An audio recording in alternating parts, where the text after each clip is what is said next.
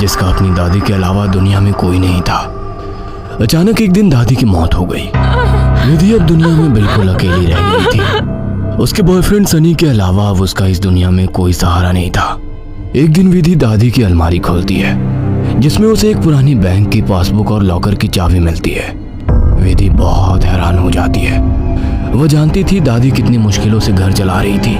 फिर ऐसे में उनके पास से मिली ये लॉकर की चाबी देखकर विधि के मन में सवालों की झड़ी लग गई थी। ऐसा क्या है उस लॉकर में जिसके बारे में दादी ने उसे आज तक नहीं बताया? सवाल बहुत सारे थे जिनका जवाब ढूंढना था। दादी की डेथ सर्टिफिकेट लेकर जब वो बैंक पहुंची तो उसे दादी की लॉकर का एक्सेस मिल गया। उत्सुकतावश उसने लॉकर खोला तो उसमें से कुछ कागज दिखाई दिए। विधि कागज लेकर घर लौट आई। उन कागजों के मुताबिक मंथनपुर में एक बड़ी हवेली दादी के नाम थी। इतनी बड़ी हवेली है दादी के पास और हम सालों से इस 2 कमरे के किराए के मकान में जी रहे हैं। ऐसा क्यों किया दादी ने?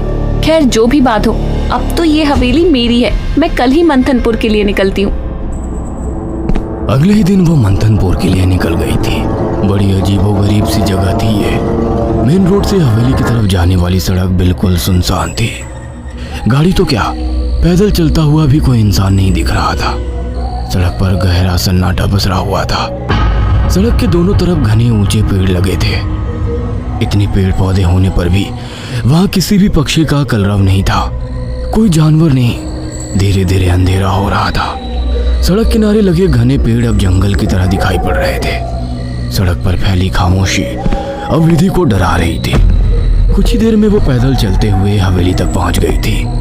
हवेली काफी पुरानी दिखाई पड़ रही थी।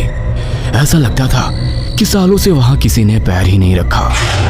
हवेली के 500 मीटर के दायरे में गिने चुने ही मकान थे और जो थे वो भी खाली पड़े हुए थे।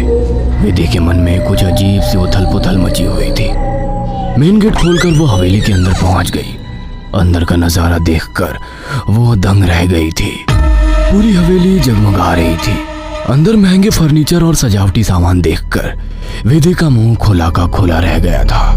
अरे वाह, ये हवेली तो बहुत वेल मेंटेन्ड है। लगता है यहाँ जरूर कोई रहता है। हेलो, कोई है? कोई है यहाँ? विधि पूरी हवेली में घूमकर वहां रहने वाले व्यक्ति को ढूंढ रही थी। ढूंढते ढूंढते वो हवेली के अंदर आकर देखने लगती है। तभी एक बूढ़ी औरत ना जाने कहां से विधि के सामने आ जाती है। बूढ़ी के चेहरे पर गहरी झुर्रियां थी और कमर झुकी हुई थी। काला लबादा पहने, आधा मुंह पल्लू में छिपाए। वो औरत बेहद डरावनी लग रही थी। आउच! डरा दिया आपने। क्यों आई हो यहाँ? लौट जाओ। मैं कहीं नहीं जाने वाली। ये मेरी हवेली है। बाय द वे, आप कौन? यहाँ कोई नहीं रह सकता। शैतान रहता है यहाँ। लौट जाओ। शैतान? Very funny. अच्छा, तो हवेली हड़पने के लिए ये स्टोरी बनाई है आपने? विधि कुछ कहने वाली होती है, तभी वो देखती है कि बूढ़ी औरत हवेली की ओर देखकर कुछ सकपक आ गई है और अपना चेहरा ढकते हुए वो अचानक ही अंधेरे में कहीं गायब हो जाती है। बड़ी अजीब औरत थी। कुछ स्ट्रेंज ही जगह है। विधि हवेली के अंदर आ जाती है और अपना फोन निकालकर सनी को कॉल लगाती है। हेलो सनी, तुम विश्वास नहीं करोगे, ये हवेली तो हमारी सोच से भी ज्यादा खूबसूरत है। तुम बस जल्दी यहाँ आ जाओ। हाँ, मैं आज रात को ही निकलता हूँ। सुबह मिलते हैं, बाय। अगले दिन सुबह सनी भी हवेली पहुँच गया था। अरे यार, कहाँ फंसा दिया विधि ने। अंदर जाने तक का रास्ता नहीं है। हर तरफ झाड़ियाँ, पेड़ पौधे। ऊपर से मुझे कहा कि मेरी सोच से भी ज्यादा खूबसूरत है हवेली माय फुट। सनी बड़बड़ाता हुआ मेन गेट से अंदर जा रहा था। बाहर का कंपाउंड क्रॉस करने के बाद अब वो दरवाजे के सामने था। उसके नॉक करने से पहले ही दरवाजा खुद ब खुद खुल गया। सनी हैरान रह गया था। अंदर पहुंचकर उसने देखा हॉल में कोई भी नहीं है। विधि को पुकारते हुए वो अंदर बेडरूम की ओर बढ़ गया। बेडरूम के अंदर का नजारा देखकर सनी ने दांतों तले उंगलियां दबा ली। विधि अंदर बेड पर बैठी हुई थी। उसके लंबे बाल खुले हुए थे और उसके चेहरे को ढके हुए थे। बालों के बीच से उसकी लाल खून आंखें दिखाई पड़ रही थी। दोनों हाथ और पैरों की मदद से वो बेड पर ऐसे बैठी हुई थी मानो कोई जानवर हो। उसकी खूबसूरती गुलाबी त्वचा जगह जगह से कटी थी और सफेद पड़ गई थी।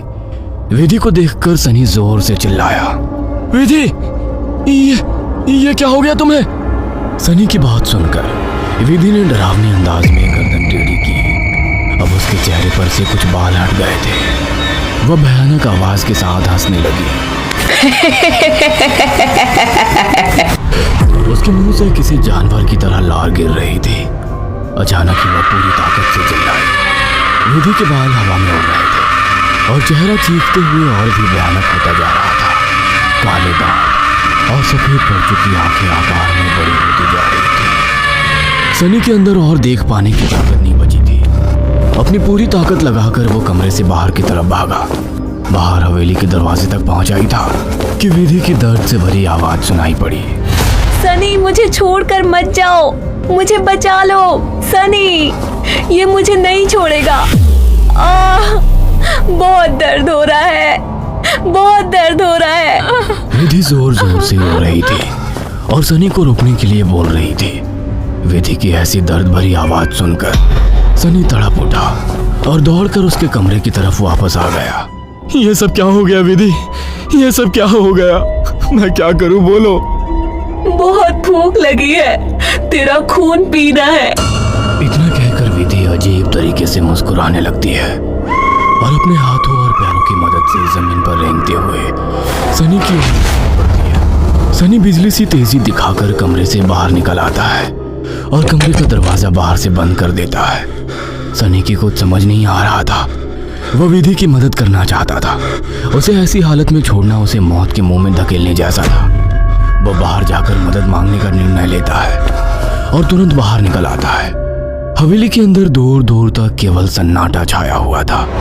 अंदर से रह रहकर विधि की दर्द भरी चीखें सुनाई दे रही थी। मदद की उम्मीद में सनी दौड़ते हुए आगे भागे जा रहा था। तभी उसकी नजर एक चर्च पर पड़ी। चर्च काफी जर्जर हालत में था। सनी इधर उधर देखता हुआ अंदर पहुंच गया। दोनों हाथ आपस में बांधकर वो फूट फूट कर रो रहा था। Please God help me, please. कहाँ जाऊं मैं? किससे मदद मांगू? प्लीज। कोई प्रॉब्लम है क्या? मुझे बता सकते हो? फादर की बात सुनकर सनी सारी बातें फादर को बता देता है।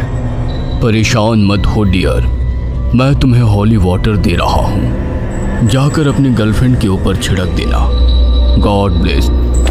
सनी हॉली वाटर लेकर हवेली लौट आया था। उसने विधि के रूम का दरवाजा खोला तो वो दीवारों पर चल रही थी।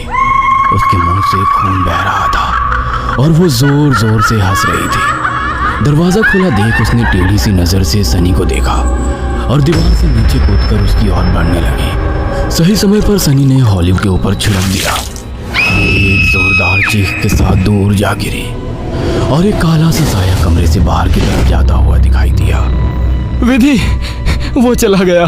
तुम ठीक हो? हाँ, वो चला गया, लेकिन अब वो अकेला नहीं आएगा। वो बुढ़िया सही कहती थी, ये घर नहीं शैतान का बसेरा है। यहाँ एक नहीं 5 शैतानी ताकत है। जल्दी चलो विधि, हम यहाँ से दूर निकल जाएंगे। सनी विधि को सहारा देकर ले जाने लगता है। तभी विधि की आंखें पलट जाती है और वो सनी को दूर धकेल देती है। सनी जाकर दीवार में टकरा जाता है। तभी फादर वहां आ जाते हैं। मैं जानता था यहाँ एक नहीं बल्कि कई शैतान हैं जो तुम्हें नुकसान पहुंचाने की कोशिश जरूर करेंगे। तुम्हारी दोस्त पोजेस्ड है, यह आसानी से उसका शरीर नहीं छोड़ेंगे। मुझे ही कुछ करना होगा। फादर हॉली वाटर को विधि पर छिड़कते हैं जिससे कुछ पल के लिए शैतान कमजोर हो जाता है। उसी समय वे दोनों उसे बेड से बांध देते हैं। उसके बाद फादर प्रेयर बोलने लगते हैं और वाटर की कुछ बूंदें उसके ऊपर गिराने लगते हैं। विधि पूरी ताकत लगाकर चीख रही थी। फिर कुछ देर बाद अचानक उसने चीखना बंद कर दिया। भयंकर सी आवाज में उसने कहा, ये मेरा शिकार है, तुझे क्या लगता है इसे बचा लेगा? इसके बाद विधि ने झटके से अपने दोनों हाथों पर बंधी रस्सी को खींचकर तोड़ दिया और अपने हाथों और पैरों को उल्टी दिशा में मोड़ने लगी। कट कट की आवाज के साथ उसकी हड्डियों के टूटने की आवाज आ रही थी। विधि के दिल को चीरती चीखों को सुनकर सनी की आंखों से भी आंसू बह रहे थे। फादर ने वाटर छिड़कते हुए विधि के चारों ओर एक गोला बना दिया। अब वो उस गोले से बाहर नहीं आ पा रही थी। फादर लगातार प्रेयर कर रहे थे। अचानक कड़ाकती आवाज आई और विधि की गर्दन पीछे की तरफ घूम गई। विधि का शरीर निढाल होकर जमीन पर गिर गया। सनी पागलों की तरह विधि विधि चिल्ला रहा था। फादर के लिए इस समय सनी की जान बचाना जरूरी था, इसलिए वे उसे घसीटते हुए हवेली से बाहर ले आए और दरवाजे पर वाटर छिड़क कर वहां से बाहर आ गए। सनी अभी भी जमीन पर सिर टिकाकर फूट फूट कर रो रहा था और फादर की आंखों में भी को ना बचा पाने की तकलीफ साफ दिखाई दे रही थी।